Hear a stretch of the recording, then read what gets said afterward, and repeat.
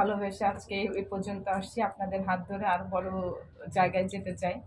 তো আমার আতর বেবি সিনেমাটার সাথে শুরু থেকেই ছিলেন, এখনো আছেন, আগামী রিলিজ হওয়ার পরবর্তী পর্যন্ত আপনারা থাকবেন, এটা হচ্ছে আমার আশা, এটা আপনাদের কাছে আমার চাওয়া। আর আতর বেবি সিনেমাটা অবশ্যই আপনারা আমার সাথে গিয়ে হলে যে দেখবেন, এবং হচ্ছে আতর বেবির জন্য যতটুকু করা এজ এ মন থেকে দোয়া করবেন যাতে আমি ভালো কিছু আপনাদেরকে দিতে পারি। একটু ওয়েট করেন, ট্রেলারটা আসুক, আমার সাথে হিরোর সাথে আমরা দিয়ে দেব, খুব তাড়াতাড়ি দিয়ে দিব, আমাদের প্ল্যানিং চলছে, খুব তাড়াতাড়ি দিয়ে দিব। পরিষ্কারভাবে বলে দিয়েছেন জিনিসটা আপনার জায়গা থেকে, আপনি হিরো হিসেবে। আমাদের গল্পের স্ট্রেংথটা অনেক বেশি, গল্পের গাঁথনিটা অনেক স্ট্রং, আমরা টেকনিক্যালি সাউন্ড, গল্পটা আমরা এমন ভাবে প্রেজেন্ট করেছি, আশা করি কারিগরি ত্রুটি আমরা কোনোভাবে মানে সবকিছু মেকআপ করে মানুষের কাছে প্রেজেন্ট করতে পারবো। এবং গল্পের যে বিল্ডিং মানে জিনিসটা স্তরে স্তরে যে বিল্ড আপ, প্রত্যেক পরতে পরতে যে চমকগুলো আসবে, আমার মনে হয় দর্শক প্রচন্ড মজা পাবে এই জায়গাগুলো।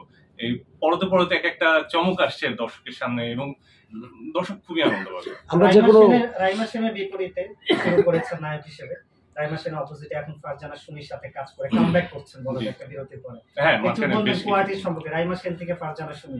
ফারজানা সুমি মানুষ অসাধারণ, ওর সাথে শুরুতে আমরা তো স্বাভাবিকভাবে প্রথম পরিচয়, দুদিন যেতে না যেতেই আমরা দুজনে একদম ক্লোজ ফ্রেন্ডের মতো। এখন আমরা যে কোনো সমস্যা হলে একে অপরের সাথে কথা বলি, আড্ডা দিই, এটা একদম কেমিস্ট্রি আপনারা দেখবেন, স্ক্রিনে দেখবেন, আশা করি আপনি একটু টেকনিক্যাল সাইডেও ইনভলভ আছেন, আপনি ভিডিও এডিটিং করেন, প্রোডাকশনে কাজ করেন, তো এটা টেকনিক্যালি কতটা রিচ? যেহেতু মেকিং এর সময়টা আপনি দেখেছেন, আপনি যেহেতু মেকিং এর সাথে ইনভলভ আছেন, টেকনিক্যালি কতটা? কারণ অনেক সময় হয় কি আমরা হলে গিয়ে যে এক্সপেকটেশন নিয়ে যাই, আমাদের দেশে টেকনিক্যাল কারিগরি অনেক বেশি আমরা একটু আপসেট হয়ে যাই, একটু বলবেন কি? এই ছবির কালারিস্ট আমাদের মোস্তাফা।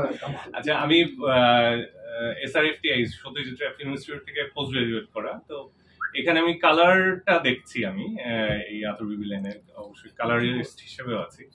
আশা করি বলবো যে আপনারা দেখবেন, জিনিসটা প্ল্যান ছিল অনেক জায়গায় করার, কি ফলাফল আসে আপনারা যে বিচার করবেন। এখানে যেহেতু টেকনিক্যালি আমি ইনভলভ আছি, আমি এই ক্ষেত্রে কোনো কমেন্ট না করি। অনেক লোকেশন ছিল, এটা আমরা অনেক জায়গাতেই শুট করেছি। আমরা মেইন শুট করেছি হচ্ছে ওই রাজবাড়ি এরিয়ার আশেপাশে মেইনলি শুট করা, এছাড়াও কুয়াকাটা, তারপর নেত্রকোনা, মানে পুরোপুরি বাংলাদেশে বেশ কিছু এরিয়ায় আমরা কভার করেছি। ভালো ভালো লোকেশন পেয়েছি, এটা বলতে হবে যে দর্শক লোকেশন গুলো দেখে মুগ্ধ হবে।